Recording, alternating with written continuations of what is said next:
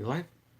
Okay, I think we're live, and now we'll give everyone a moment or two to get online by doing the usual spiel for the people who are not watching this live. Hey everyone, this is Kevin the Apptrepreneur, and as you can tell just from that little intro, this is a live stream. Now, unlike most live streams where I have like a little point and then I want to talk about a little bit, I've kind of got some fragments of points, but this is definitely going to be more of a discussion video than it is a video. Hey Anthony, hey Dash 2 Cash. So obviously you've seen the topic of the video. We're going to be talking about the stock a week later.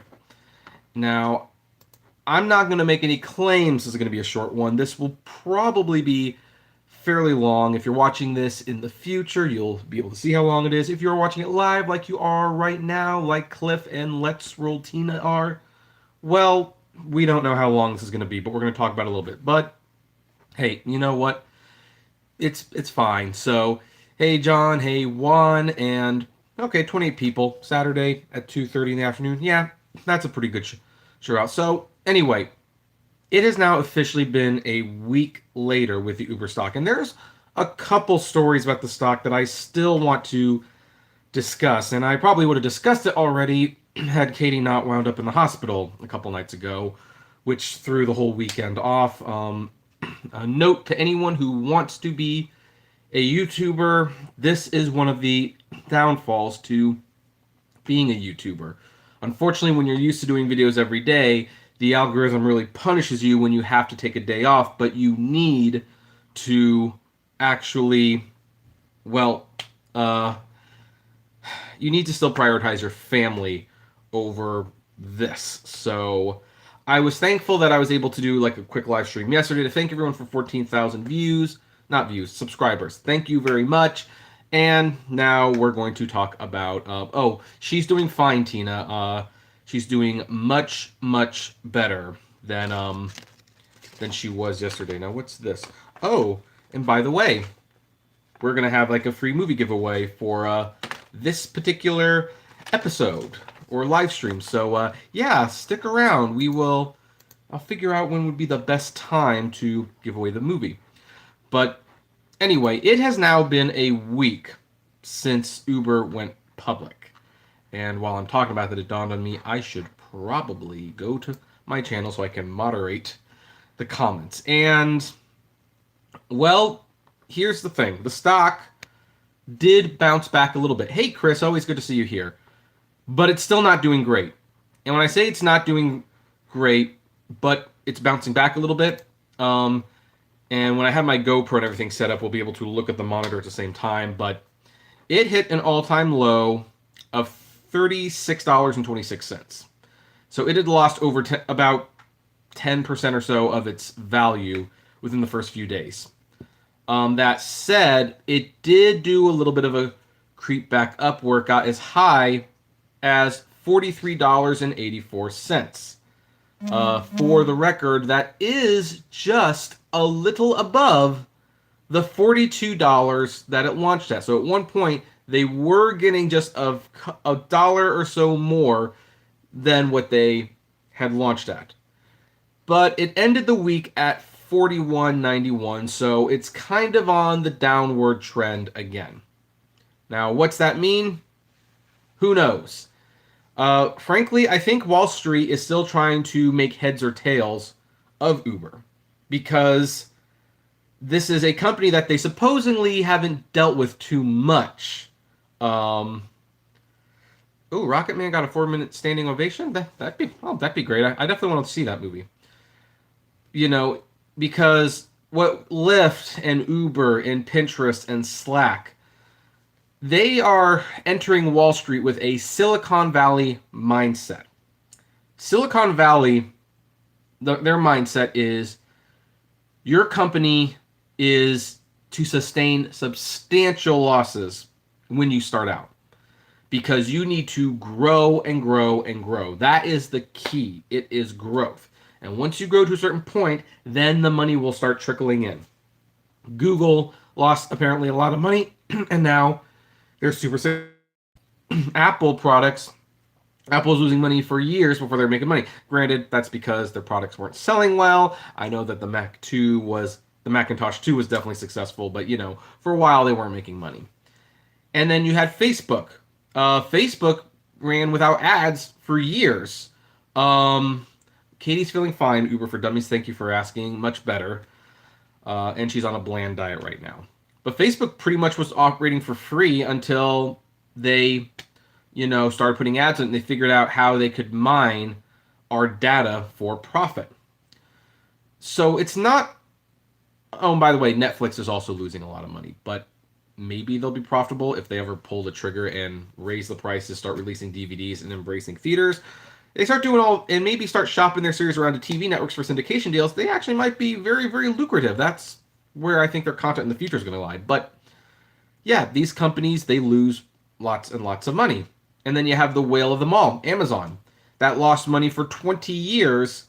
In fact, if it weren't for their cloud services, would still be losing money to this day, all in the name of growth. Because here's something that Amazon figured out. When you get to 20 years of losing money and you have like 50% of the market share, it doesn't matter if you're losing money, investors will keep it alive. And for that matter, you can still watch all your competitors just die off after a while, and at one point, you will raise prices. That's always what this is about. These companies, when they want monopolies, when they're giving you the best deals to get you to use their product and not anyone else's, it's not for your benefit, it's for theirs. It's one of the reasons I think people are misguided about these companies because, I hear a lot of people complaining about, for example, streaming services right now. Like, why can't it just be Netflix again? I liked it when it was just Netflix. And I saw a question on Anime News Network, like, why do we have to have, Anime Strike and Funimation Now and Crunchyroll? Why can't it just be Crunchyroll in the good old days? And the reason is because they want one service and it was cheap. But when there was truly just one service, it's not cheap. I was actually an early Netflix subscriber when they were doing DVDs, and when there was no competitors, I remember the DVD rental service going up like $1 or $2 every couple months. Like, it got as high as I think $26.50 to rent DVDs. There wasn't even streaming involved at that point. And then Blockbuster Video did a mail and streaming service, and then boom, right back down to $15 for DVDs, and then it went down again. So competition is always a good thing. People want monopolies, and companies want monopolies, and that's why they are giving these steep discounts, because they want to be that monopoly. But the thing is, that's not very profitable, and Wall Street has been struggling with that for a while. Wall Street came to peace with Amazon years ago. I think it's because everyone liked, Amazon. They liked the convenience, and it seemed like a big, bold idea, but they can't all be, monopolies. You can't have Uber and Lyft, and as someone just pointed out, there's this new app in LA called Rideshare. Is Trip out there? I ultimately never did invest in Trip, and I think that was that was a good thing, but they ended up being the scam that everyone thought it would, that I even expected it to be, but, whatever. So Silicon Valley they're all trying to become the next Amazon, the next monopoly. But Wall Street, they don't like gambling like that. They really don't. And here's what I mean. Yes, they definitely will invest in companies that they feel could take over. That's why I think they were so aggressive on Amazon for years, despite the fact the company never turned a profit. But most of all, they want money. They see it as a black and white dollars and cents thing. Like, they want growth and profit. If you can have growth but not profit, it might work. If you can have profit but not growth, that could still work. If you can have both, those are the stocks that become unicorns. And the unicorns, for those of you who are not aware of what this term means, is, well, it is like what it says. It's like an Amazon stock where it starts selling at like $10, $15 a share. It eventually becomes $2,000, $3,000 a share. It's the kind of stock that if you put $10,000 into that stock when it's cheap, you could have millions of dollars by the time it takes off. Hence the term, it's a unicorn. Uber and Lyft were never going to be unicorn stocks. I mean, first of all, they lose billions of dollars. They lose billions of dollars. And as a result, well, that's already going to prevent it from being a unicorn. But what could definitely help the stock grow at that point is if they were consistently growing, if they were, if they showed real growth. And Uber and Lyft both admitted that there was slowdown. And there was slowdown in a couple areas. Now, Uber and Lyft talked about the slowdown from the passengers because so many people use Uber and Lyft on a semi-regular basis, and almost everyone has used it at least once. Guess what? That means there's not a whole lot more to grow in the customer base. Here's the other area where there's some growth problems, and even though Uber won't admit this, the analysts noticed those strikes. Remember those Uber protests, strikes, all these, that information that Uber proudly proclaims that, the average driver lasts about 6 months and the turnover is high and it's been this way for 10 years. Well, there's only so much drivers out there. And we might be getting to the point where soon there's not going to be new drivers to pick up. I mean, I think the Rideshare hub said it best fairly recently. When he looked at all the money that Uber put into investing into new drivers, he wondered, why didn't Uber spend that money investing in the current drivers to keep them on?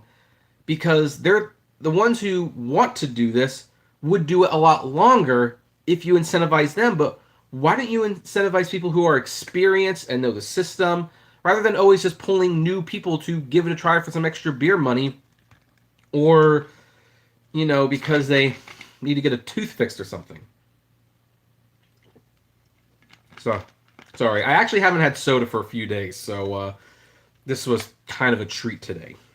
But anyway, so there's growth problems in two areas, and I think Wall Street is getting a little spooked by that. What's more, it's a business that they are not sure if this business can survive on its own. One of my more popular recent videos is Uber's next competitor is Sony, ? I put a question mark there for legal reasons because in Japan, Sony has a new app called Ride.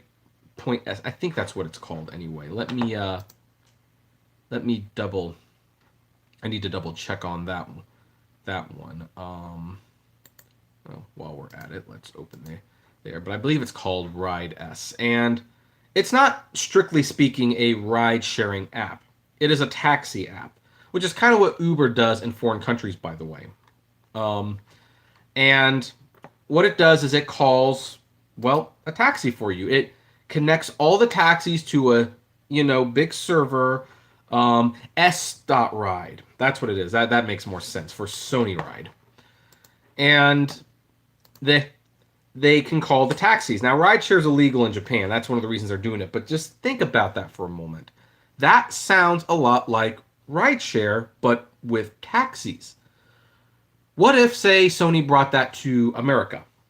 They made deals with all the taxi companies and said, we'll connect you on this unified app. And all the taxi drivers got on. Now, at that point, Uber and Lyft is still fine. But now think about this. What if Sony decides they want a piece of the rideshare pie? They're making money on the taxi industry. They want to make it on the rideshare industry. They just have to write a few lines of code, open it up, flip a switch, and now Sony's S-Ride is a rideshare app. And here's the kicker. Sony is more than just that product. So for Sony, rideshare is another division in a huge corporation where they make TVs. They don't make computers anymore. They make movies. They make video game consoles. They have the PlayStation brand, of which this is currently playing on a PlayStation 4. It kind of rotates between, but I still prefer my Xbox One X for the record. And they have a music industry. So for Sony, rideshare is just like a side thing. But here's the thing. For Uber and Lyft, it's their main product. what if Sony captures, say, 25% of the market? This is all theoretical, by the way. Hey, Metropolis, the Uber driver, how you doing? I haven't seen you in a while. Um, Means I must have said something that you didn't like. Sorry about that, by the way. um, so let's say Sony decides to do that, and they take 20% of the market from Uber. For Sony, it's a little extra money. It's their beer money. Maybe it's enough money for them to make another Spider-Man movie. Who knows? For Uber or Lyft, that 25% that's been taken away, that's a huge part of their business. So, oh, glad to hear. So, and anyone can do this. Let's say Amazon or Apple, they want to get into rideshare. What if Tesla wants to get into rideshare? The thing about Uber and Lyft's rideshare product is that it's not unique. It can be replicated. It's just an app. So I think the investors get a little spooked by that. I mean, that's also why I remember when cloud computing first started taking off, Dropbox got there right out of the gate, and they definitely dominated for a while. But other cloud storage companies went under as Amazon and Microsoft and Apple all started getting in on the game. And Google, of course. Because cloud computing... Oh, thanks, Tina. I really appreciate that. Thank you. Oh, I see. Well, I'm glad you're still around. But... And again, thank you, Tina, for the $2 super chat. Really appreciate that. I will take a sip in your honor. Thank you very much. But I remember reading articles about cloud computing, and one person said something that I think ended up being very true. They said, the cloud storage is not a company, it's a feature. With the point being that when you got cloud computing, if you got it on Apple, Google, Microsoft, whatever, it's synced with your other products from the company, and it became like a feature to help you produce. But it wasn't this own individual thing. Now, I think that was Dropbox has proven that there is room for individual cloud company, but not many. Because Dropbox just got there super early. That's why they're very successful, in my opinion. And, but otherwise it has become a feature. That's rideshare in a few years. Anyone can make that app, and there's a lot of advantages these other companies have that Uber and Lyft simply don't. If General Motors or Tesla decide to get into it and they have to create an app, what's their advantage? I mean, I know you guys will all probably answer the very obvious question. That's one of the fun things about this being live. But their advantage is that they own cars. They own a lot of cars. So they can dispatch them. There you go. When did Uber start to lose money? When the fares went down 20% of $10 compared to 25%? I'm under the impression Uber never made money. I mean, you'd have to check, but Uber has not been profitable for a while. Like every 4 months I make a video that Uber reports another $1 billion that they lost. So they bring in money. And I know some people have said Kevin, here, you don't know what you're talking about. They're making money. What they're doing, is that they're reinvesting it. That's where the losses come in. And it's well, that might be true, but here's how Wall Street constitutes a loss. If this much money is coming in, but this much is going out, that's a loss. The first few years, I don't know. I wasn't around for the first few years. Although considering that the rides, I think, started at $15 a ride, or 20. I think that all they did was Uber Black at one point. I think they were mildly profitable, but then they grew and they got the Uber X and then the pool, and so that's what brought them down. Anyway, I was kind of did I get it over the point? I'm sorry. I think I lost my place. Anyway, so that's what if Apple and Microsoft want to do that? Or Amazon? What's their advantage? They've got all these other companies. So, they can support it for as long as they want. In fact, here's the crazy thing: since Uber and Lyft have all these losses, Uber and Lyft can't sustain these losses forever, especially now that the private venture funding has pretty much come to an end and it's all public. And if unless the stock improves, and the stock may very well improve, there's been signs this week that Uber and Lyft did a little better this week, but still ended up going down a little at the end. That could improve, but here's the thing: if Uber and Lyft lose money on the stock market and on the rides, it's coming out of their pocket. If Microsoft, Amazon, Google, Tesla, they start losing money on rideshare, they've got other businesses to fund those losses. It doesn't mean anything to them. Investors might not even care, to be honest. They might care if it loses money too long and if it starts bringing the company down. I mean, that's what ultimately did in the Microsoft phones. Microsoft did have the money to keep the Windows Phone going for many years. And by the way, I have a Windows Phone. I actually love the Windows phones. I am really surprised. Well, I'm surprised in the sense that they were good phones and nobody, bought them. But I'm not surprised in that we've basically become like a, two-phone country, kind of like how it's like a two-party political system. It's like the idea of like going to the third option, even though it exists, is like, what? Why would I go to the third option? But Microsoft kept the phones around for several years because they could afford to do so. Now, after several years, they were losing enough money consistently that the shareholders at one point voted, you know what? We would really prefer you just cut this.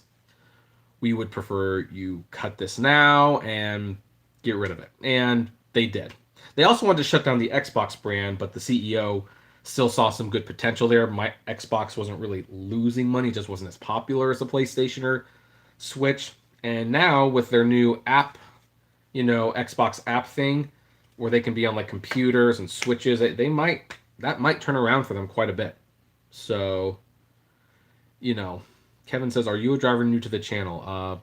No, I've been doing this for a while. I've been doing this for a while, so unless you're not talking to me, but. So, to answer that very long, bloated question, why did the Uber stock and Lyft stock suffer so much? It's because of all of that. This company is not stable in the eyes of Wall Street. They don't know what to make of it just yet.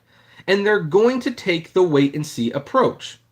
Now, as for people who want to invest in Uber and Lyft stock, and I know some Uber tubers who have invested in Uber stock and said they're playing the long game.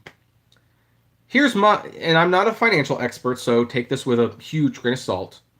But when it comes to IPOs, my rule, although I'm going to break this rule for Uber and Lyft because I keep putting it back, but I think on the 25th, that is when I am going to ask that on November. Sorry.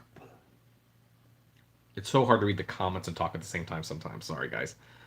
On May 26th, I'm finally going to buy 1 share of Uber, 1 share of Lyft. However, the typical rule of thumb for me when I invest in anything is I wait a year after the IPO. And I do this for a couple of reasons. First of all, if it starts going down, it's going to go down, and it'll be going down for about like a good year from most of what I've experienced. So about a year later, it'll be cheaper. Now, what if it goes up after a year? Well, if it's going up, there's still a good chance it'll keep going up. So the point is, after a year, you have like a real good idea. Hi, Tommy. It's only 1 share. And I'm getting the 1 share because I'm getting tired of people saying, why do you even talk about Uber and Lyft? You don't drive anymore. And it's like, well, I'm going to be invested in them soon. So there, that's my reason. Yeah, MoviePass stock is really cheap. That's one I definitely lost on. But you wait a year and you see where the company is in a year. And the year not only gets you a chance to see where the stock is, it might be higher, but it might also be lower. It gives you a chance to really look and see if they have if anything new about the company has come out. Like, do they have a more viable plan now than they did a year ago? And if it doesn't look like they have a plan compared to a year ago, I would personally not do it. But if it looks like they could turn it around, whether it's the stock's gone down or up, I would probably invest a little. Oh, hey, I got a $10 super chat from Cliff. Thank you. Cliff says Uber should be bold and bring back the prices they had 4 years ago when the drivers were making dollars or more a mile depending on the city. What do you think, Kevin? Also, great topic salute. Well, thank you. When I have dinner tonight, I will think of you. So, Uber will raise the prices. They are absolutely going to raise the prices. That is undisputable. The question is, will they bring the drivers along with them? I would like to say no. I don't think they're going to do that. Not unless they're forced to. That said, and I'm going to be making a video, this is probably going to be tomorrow or Monday, more likely Monday. There is an investor in Uber who has actually gone on record saying that he believes Uber should raise the prices and they should include the drivers in there. So, we know at the very least there are some investors who are in favor of giving the drivers pay raises. Now, that's very unusual because most shareholders and investors don't want to pay workers more money. It's like, no, they'd get rid of them if they could.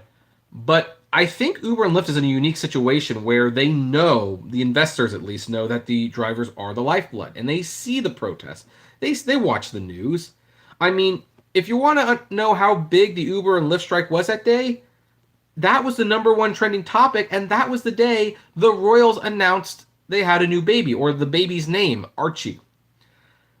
And the fact that that was the #1 topic showed what a big issue this is. And they see that there's nothing keeping these people there. They know there's no benefits, there's no incentives. They're seeing the turnover rates on the spreadsheets, and I think the investors are going like, we need to give them a little something because we won't have a workforce in a year or two if we aren't careful.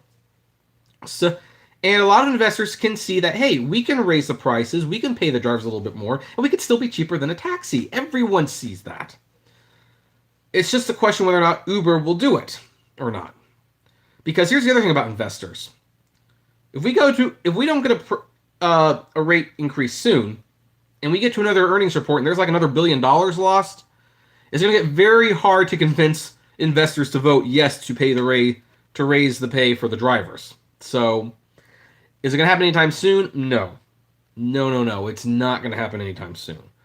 And especially since Uber has shown that they are unwilling to do it. Now, as Dara Karshahi told that Bloomberg person in that video where I went a little woohoo, I got very upset in that one. Oh, thank you, Thomas, for the $5 super chat. He says, you are right. When I did Uber, I lived near a massive Amazon fulfillment center and got around 20 rides a night, so Amazon should start their own rideshare. Yep, and if Amazon does, and they're already halfway there, they've got the Amazon Flex. There you go. By the way, I've noticed we got 86 people watching. If you want, give it a thumbs up. If we hit 100 likes, we'll do this beanie free. That's like the new tradition now. We'll do it beanie free. But let's see, where was I? Okay, investors pay. So, yeah, I don't think we're going to get a pay raise anytime soon. Oh, wait, that's right, because Dara said that they're, like, overseas, they're introducing, like, benefits and stuff. But here's the thing. They're not introducing those benefits here, for starters.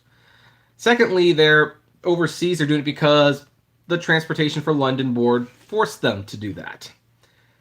And some of those benefits, not everyone can use. And for that matter, if they had benefits here, personal suspicion, could be wrong. But, hey, Alex, how you doing? I'm doing much better than I was yesterday, now that Katie's out of the hospital. So, but, how should I put this? If Uber started offering benefits, I think that's when you start seeing them weed out the long-term drivers. Because they don't want to pay those benefits. The benefits are expensive. And by the way, I've seen that happen a lot with just regular companies. I remember when the Affordable Healthcare Act got enacted at first, and it's like they had to pay employees benefits if they were full-time, even if it was like a little mom and pop shop. Almost everyone was like demoted to part-time. Not saying I disagree with the Affordable Health Care Act. I mean, I disagree with aspects of it. I definitely think we should fix healthcare. Not sure if that was the way to do it, but I'm definitely in favor of that. But that kind of had the consequence that I knew it was going to have. That there's always like once you force companies to do something, then there's like a negative reaction to it. So if Uber, by the way, started offering benefits for full-time drivers, I bet you would see a lot of those full-time drivers get deactivated relatively soon. I don't think they would want to keep them around because it's like this way they can say, "Hey, we're offering benefits, but hey, all the full-time people they just keep breaking the rules on us." So what? So what can you say? What can you say? We did our best. So that's that's that. But yeah, she's doing much better now. G account. So, and by the way, this is why I'm like always a little skeptical. I mean, I have been pretty bullish about the rate increases, so I understand. People keep saying you don't understand the consequences of it going full, of raising the rates, going full time, of becoming employees. No. I actually do understand. I have seen the consequences of so many of these things firsthand. I remember when I was working at Round Table Pizza, and this was like, I think the first major minimum wage hike that I had lived through since I was working.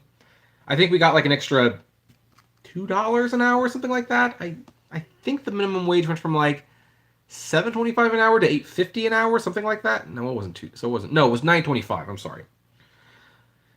And yeah, I got a raise that day, but I noticed something else. Like, because there was like I think 8 people who worked at this Round Table Pizza. One person got fired, and all the menu items went up 25 to 75 cents per item. So it totally defeated the purpose of raising the minimum wage. Then I lived through Obamacare, where it's like, hey, if they're working full time, you have to pay them benefits, period. I saw a lot of mom and pop shops and even like fast food chains and stuff. Everyone went part time. Everyone went part time. So yes, I know that if we ask to be employees or have a pay raise or both, nose is itching, sorry, there will be consequences. Uber might start letting people go. They might start, putting restrictions on when you can and can't work. There's a lot of things that could happen. But I also don't believe in necessarily just letting them get away with it. I mean, there's something also a little sad, I think, about people who they're like, I like this one aspect of this company that I don't want to be changed. Therefore, I don't want to be an employee. In fact, I get this a lot, but I respond to this one person. They said like, why on earth would anyone want to become an employee on this? I mean, I would like, I can right now work when I want and not work when I want. What is the benefit to becoming an employee? And I responded, more pay, benefits, and working less time. Yes, technically, you would have a schedule at that point. I acknowledge that. But here's the thing. What sort of freedom is it really if you're doing Uber and Lyft full time, but the full-time work to get what you need to live is 70 hours a week? Most companies, when you work 70 hours a week, you get time and a half or double time after you hit a certain point. So really, you should be making a lot more. I mean, there's another fairly new Uber tuber who has called me out a few times. That's fine. A lot of people call me out. He actually seems really nice, by the way. I've watched his videos, and with the exception of him like strongly disagreeing with me and maybe doing it in a way that's not the most mature, I think he's a nice guy. That's why I'm not naming him, because I don't want people to go hate him. I'll name drop him when I want to endorse him. Oh, thank you again, Thomas. And can we get a rest in peace for Grumpy Cat? Oh, Grumpy Cat, that's right. Grumpy Cat died. Okay, guys, sorry. A moment A moment of silence for Grumpy Cat.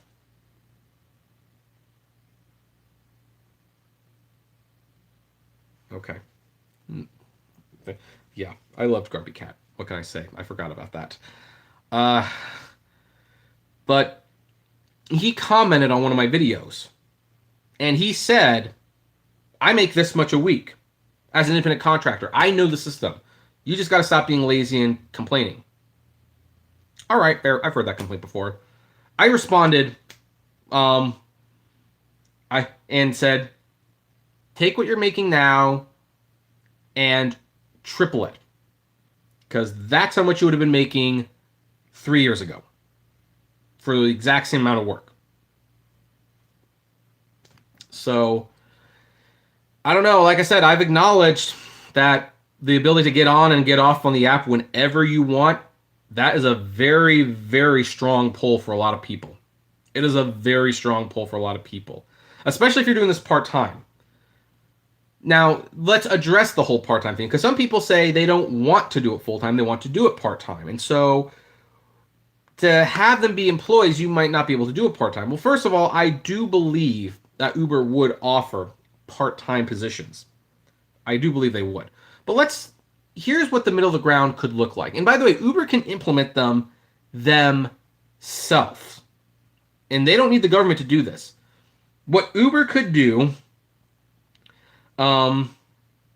is if you consistently work so many hours a week that you're essentially doing part-time, what Uber could do is they could say, hey, you've been doing this. Would you like to be an Uber expert?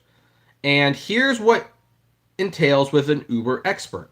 You will get paid this much more money. You will get these perks, and you get these bonus features. Like you get a few more destination filters or something crazy like that. Now, in exchange for doing that, you do have your car will be held to more rigorous standards. They will be held to more rigorous standards, and you have to upkeep it a little bit more. You have to keep your star grade above a certain point.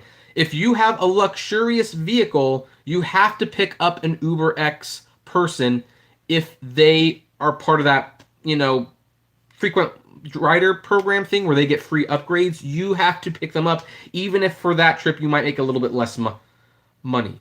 There will be some strings attached, but on the whole, you will make more money.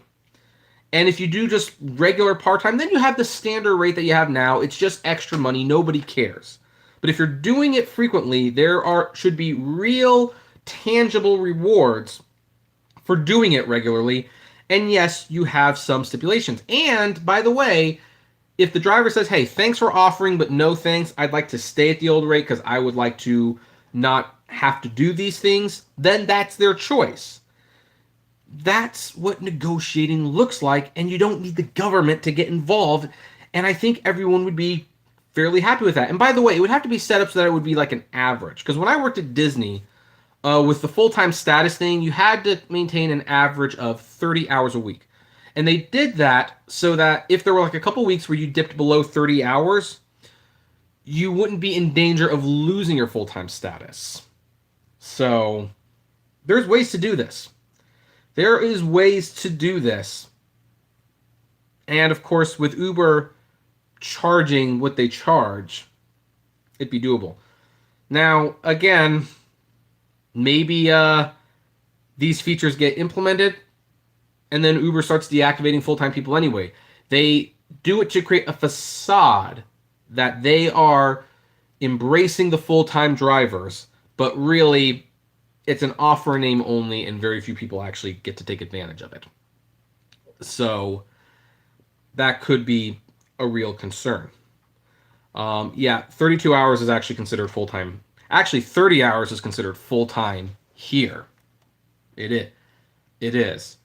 And the reason most people work 40 hours is because if you're full-time and you're eligible, because I think when you, well, no, actually, part-time people do accumulate sick time too. So, but yeah, because you're going to include some government benefits when you are full-time, once you hit that 32 hours a week or 30 hours a week, whatever it is, they're going to work you the full 40 because, hey, they're getting benefits. They're paying taxes for those benefits. They're going to take advantage of it.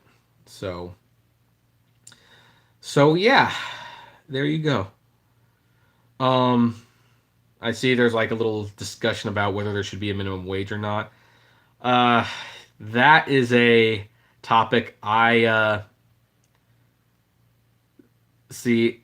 I don't even know how to solve the whole minimum wage thing. I understand that minimum wage causes a lot of problems, especially since every time you raise it, with everything else going up in price, it effectively makes a minimum wage useless because everyone will always price it outside of the minimum wage. By that same token, I frankly I don't believe that not having a minimum wage would make the companies any more generous. Because, I mean, I actually see it on Uber. Companies argue, hey, the market will correct itself. If we don't have a minimum wage, we can just pay what we want. If we're offering too little money, people just won't work for us. Except, I cover Uber on a frequent basis, and I see that, no, you can offer poverty wages, and people will take it. Whether out of desperation because they just need something, they'll take it. So the minimum wage is also a protection against companies that want to take advantage of you. By the way, the whole no borders thing, the open borders thing, you want to know who started that out? The Koch brothers. And the Koch brothers want to do open borders so that they can ship all the jobs overseas and pay them like 25 cents an hour. So minimum wage is especially a complicated issue because I see it as being part of the problem. I also see it as being a protection. So I can see both sides of that, and it's really hard. Because, as Larry said, Bernie Sanders wants, I think actually Bernie wants like a $15 minimum wage. And by the way, I like Bernie Sanders. My politics are very, very mixed, by the way. I like Bernie Sanders. I hate Ocasio-Cortez. I pretty much like Andrew Yang. Don't like Hillary Clinton. I'm actually fairly neutral on Trump. I don't really consider him much of a politician. I really like Paul Ryan. I kind of like Mitt Romney. Who's that lady there's this lady Republican I don't like at all. So I like a little bit of everyone, and I dislike a little bit. I am not party affiliated. I think both sides have good ideas and bad ideas, and I like to see them coming together. I'm just saying that just so I can comment on this. Because when Bernie proposes a $15 minimum wage, look, it makes for a great rallying point. It does. Not going to work. It's not going to work. Now, I do agree with breaking up the big tech monopolies. I do. Because I think the companies are getting too powerful, and I actually think it would be healthier for the economy, personally, if companies were only allowed to do a couple things each. Like, there is something wrong, for example, with Amazon, because I like picking on Amazon, where it's like they control the site, the distribution. They are starting to control the delivery methods. They make their own merchandise. I mean, that's pretty much a monopoly right there. They control everything there. And they have the cloud. They control the cloud. Same thing with Google. It's like, okay, Google has the social network, the browser, the search engine, the email, and the drive, and the App Store. I mean, that concerns me. That really concerns me. So it's I actually think the company should be broken up. I think they control too much. And don't even get me started on like Facebook and Twitter, like banning all these conservative groups and people cheered when like Alex Jones got taken down, and yeah, the guy's an idiot, but he has the freedom to say what he wants. He does. So yeah, Google Plus might be no longer, but they had it for a while. The point is they did have it. That's what I was getting at here. So, I mean, when you really think about it, when social media gets together and they say, "Hey, we want this candidate to win," they can control it. I mean, people complain. I mean, here's the thing: like, if Facebook decided, like, okay, this politician will help Facebook and us, so we should do what we can to elect them. That means we'll change the algorithm so that positive articles and support for that person get buried, and that group supporting them get banned, so that our candidate can win. That's dangerous. That is absolutely dangerous. I was also reading the Digital Bits, which is about physical media, and Bill Hunt was talking about how he and his wife had like a little Facebook store. Someone created a fake Facebook store, flagged their store for being false, and now they're fighting Facebook to prove that their store that has been there for years, and this thing has been there for like a couple days, didn't violate. And the guy, he was like, no wonder the Russians ran amok on the elections. So these companies need more oversight. They need to be broken up. By the way, Uber is not a behemoth monopoly so far, but there is a duopoly because it's either Uber or it's Lyft. There need to be more rideshare companies. And Uber does get some competition in the food market from like Postmates and DoorDash and Deliveroo, although we're going to talk about that tomorrow because Amazon put a little investment in Deliveroo, so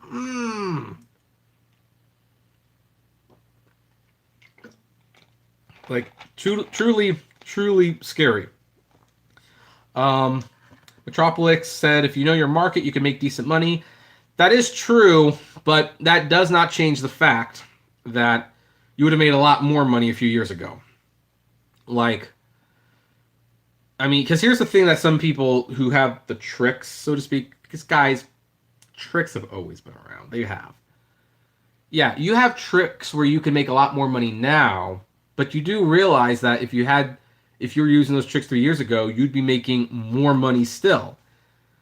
Like, I have never worked at a job before where after working there for 3 years, your pay got cut 70%.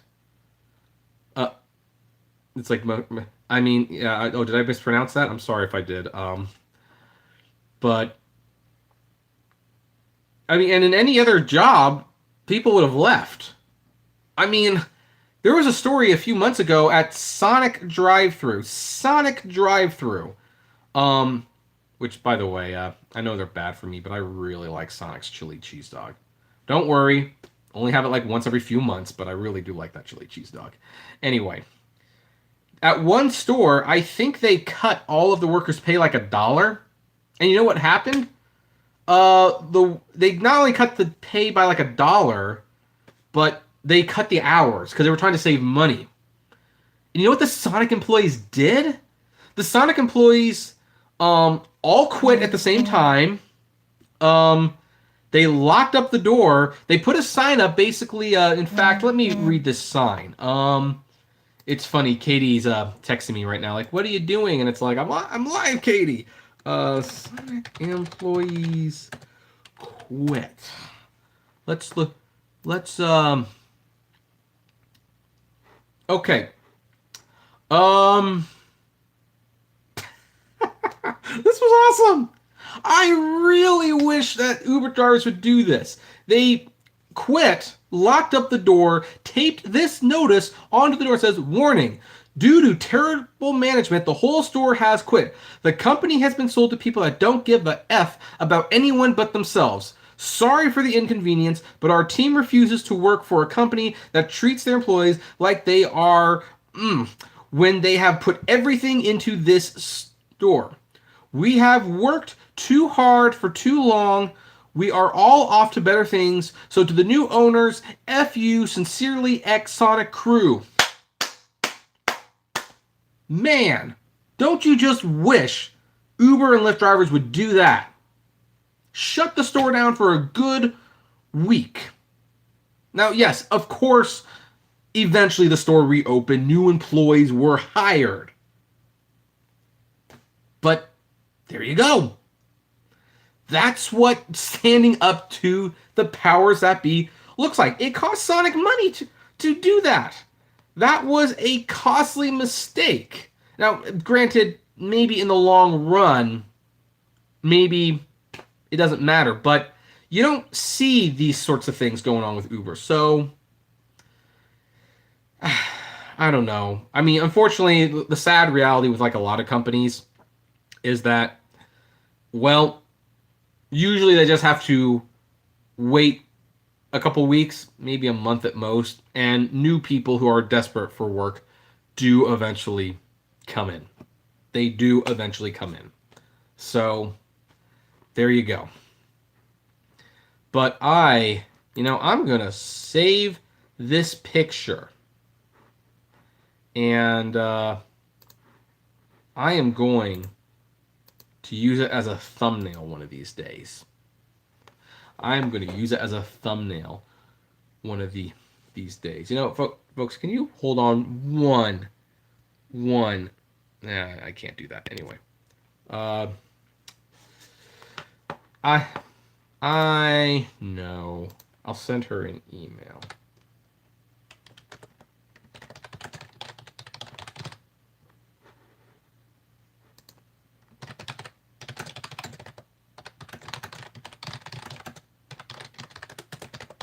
There we go.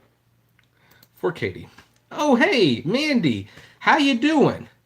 You should make a separate video about Sonic. I actually made that video a while ago, but at the time, people weren't watching my non-Uber related videos. Now, I'm noticing more people are watching my non-Uber related videos. Oh, Blake Hobbs, how you doing?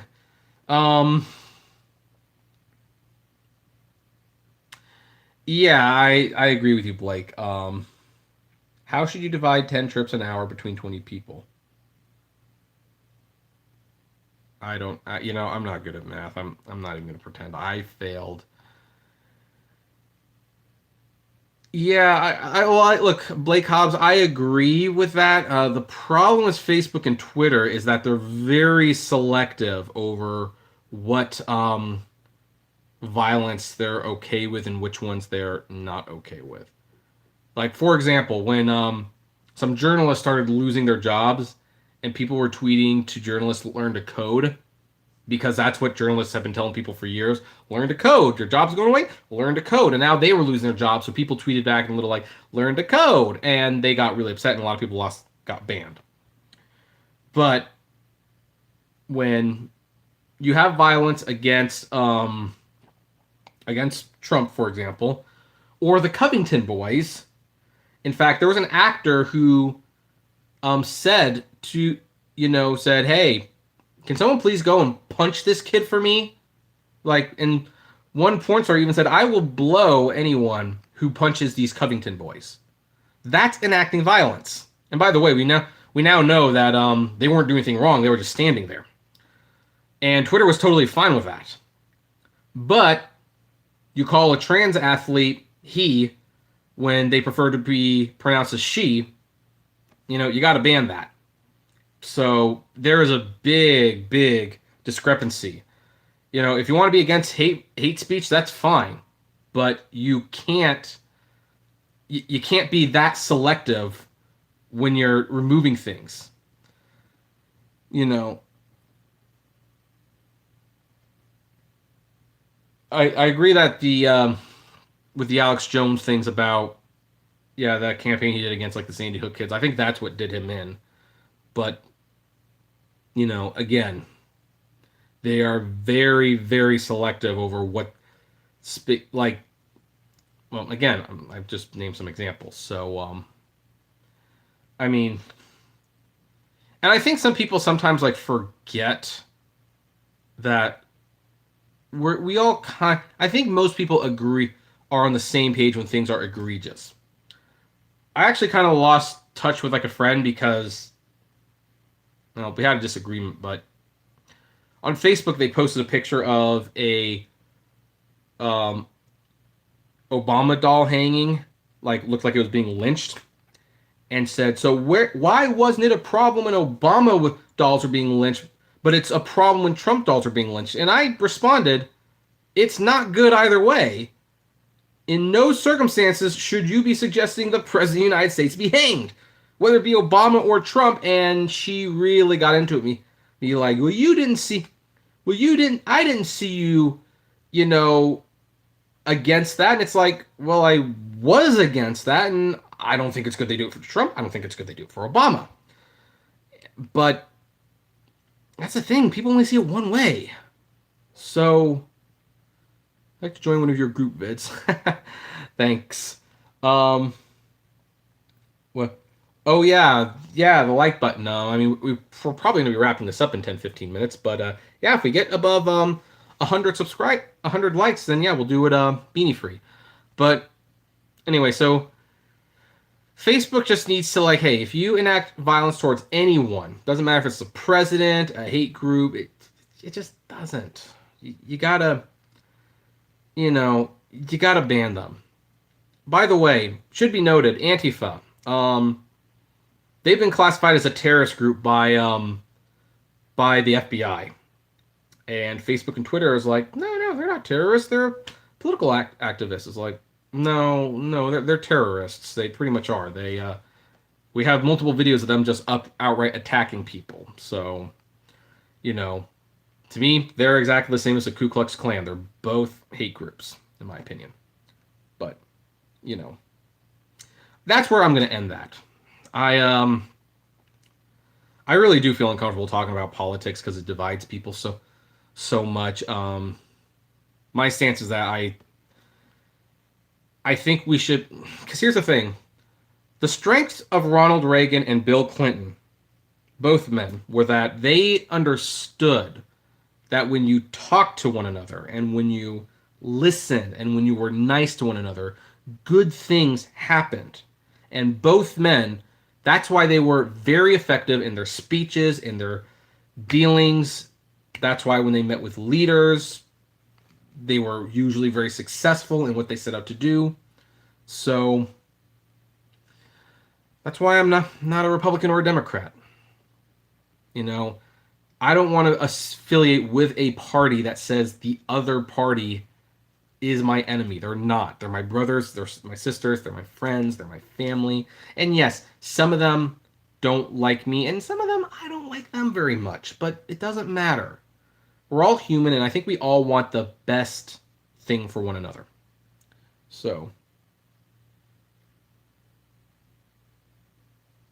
Blake says, if I run an equal opportunity workplace and someone is posting neo-Nazi propaganda, I keep them employed despite their coworkers being outraged and feeling consistently despair for them. Shouldn't I have some obligation tip to the moral maker? Yeah, yes. I'm not disagreeing with that, Blake. That's not what I'm saying. What I am saying is, yes, if someone is spouting neo-Nazi stuff, yes, of course you get rid of them.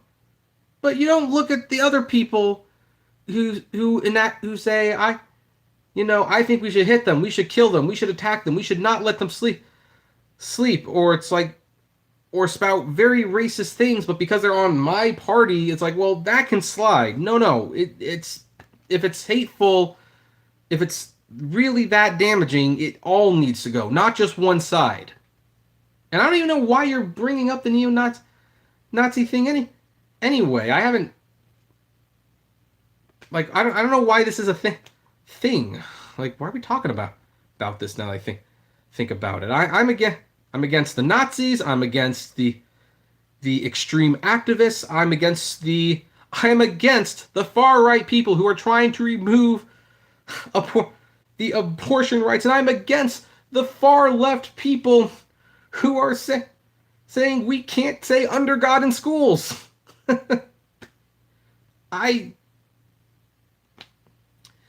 So, anyway, how about that crazy Uber? Yeah, how about that crazy? In fact, you know what? Hey, let's take a break from talking politics, talking Uber. I've got a movie to give away, and we're an hour into it, and I haven't given it away. And by the way, this is not the greatest movie in the world, but it's been a while. We're giving away Now You See Me, which was it was kind of like a heist movie thing. Definitely not one of my favorite movies, but some people really liked it. So, here's what we're going to do. For those of you who want to... oh, oops. Sorry, one moment. For those of you who want to... oh, for Pete.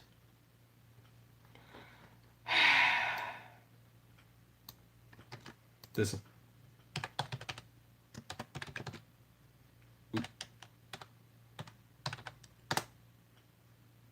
There we go. There's the address. For those of you who want to potentially get a free movie, open this address into a separate window. Open it into a separate window, and what I'm going to do is I am going to input this code.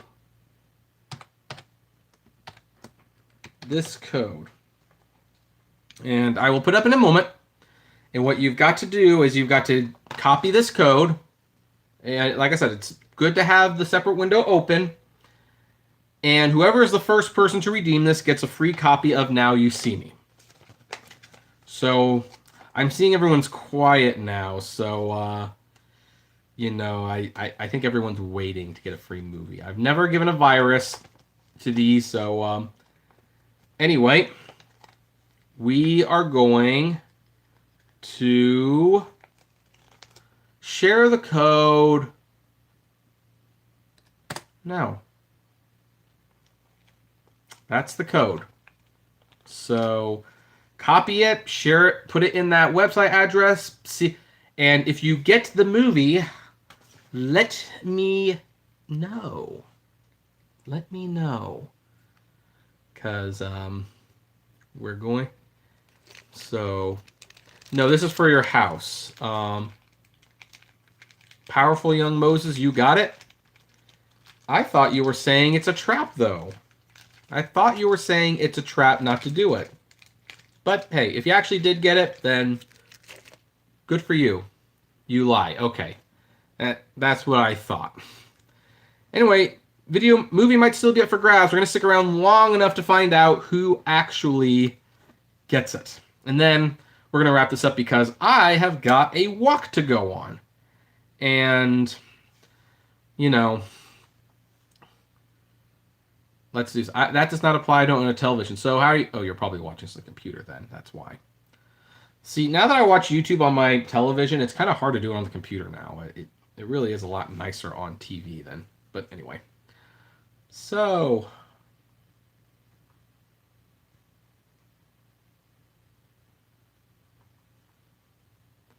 Well, Blake, I think they're equally reprehensible, and we're going to leave it at that. We are just going to leave it at that. Hate is hate. Violence is violence. You know, I don't get where anyone can come and say if you have one person from a group who shoots someone in the head and another person does the same thing, you can't say, well, this side's a little worse about it. Like, no, they both shot someone in the head, so it's not good. Blazer Up said, what are the Uber stock prices? Just got here. The Uber stock prices, what was it? It was it closed at $41.91. So, there you go. But, anyway.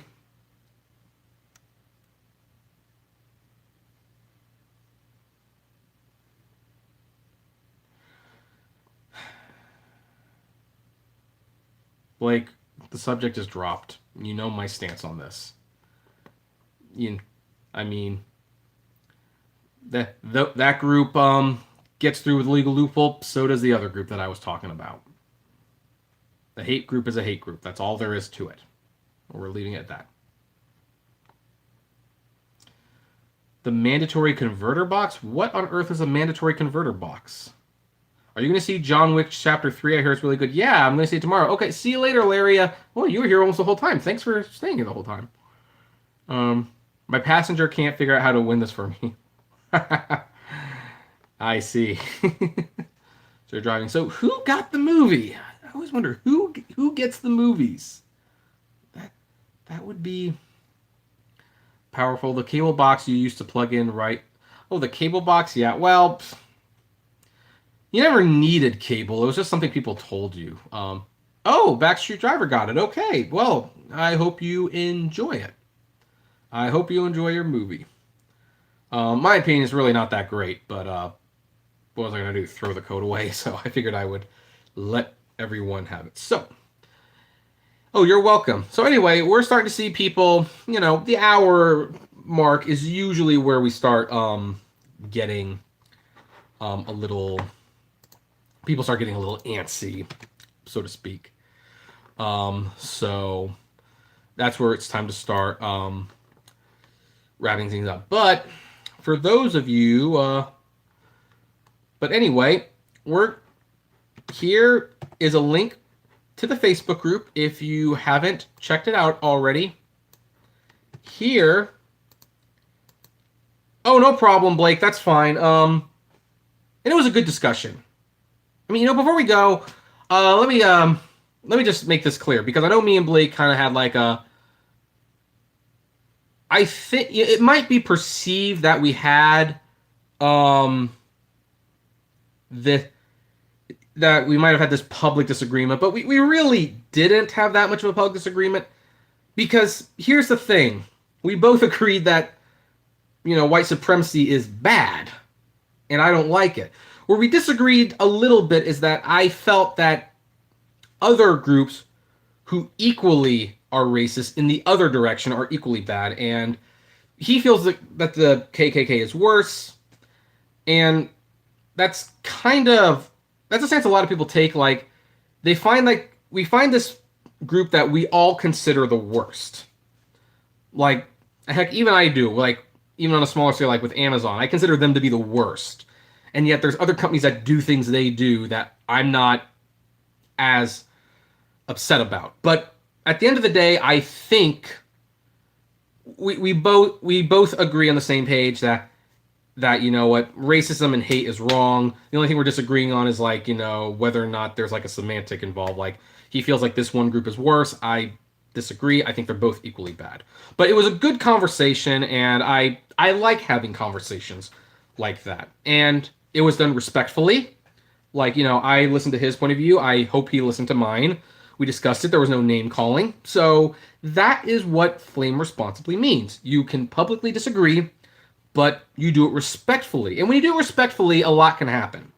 So thank you, Blake. And yeah, I kind of hijacked the conversation, but this was like a live stream. We don't know where it's going to go. That's what makes it fun. Oh, also, if you want to save gas, use this free gas link to get cash back on all your gas purchases. Anyway, now we are officially going to wrap this up. And I'm going to do like the standard outro for, wow, not a single dislike. I mean, now there's going to be dislikes because I brought it up, but like, wow, thanks, guys. Not a single dislike on this one.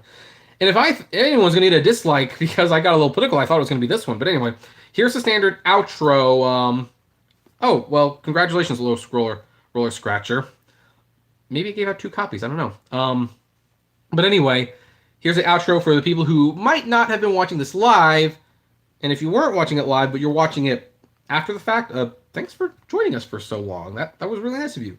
So anyway, you know the drill. What do you think about any of the topics we just discussed today? I'd love to know. So comment below, like, favorite, share, subscribe. If you enjoy my videos, consider becoming a Patreon member. It's totally optional, of course, but even as little as $1 a month goes a long way to helping the channel run smoothly, and you get access to my Patreon's exclusive blog. Also, check out the Get Upside app below. If gas prices are getting you kind of blue, you get cash back on every gas purchase. Also, check out the Apptrepreneur vlogs. In fact, one moment. I'm going to put a link for anyone who might not, who's live right now. It's a fairly new channel where there's extra news stories that don't fit here. There's, vlogs in general. The most recent video is Katie reacting to the Sonic the Hedgehog movie trailer. So that's here, I'll share that link in case you want to subscribe to it. That one only has like a couple hundred subscribers, so need some help getting that up to 1,000. But there's that. And finally, check us out at the Apptrepreneur Hangouts on Facebook. You have to be approved to join, but we've been approving most everyone. And as always, flame responsibly. Have a good one. And we hit an hour and 10 minutes today, so we went a little over an hour. Not bad. Thanks for joining me on this Saturday, guys. I'm going to walk off this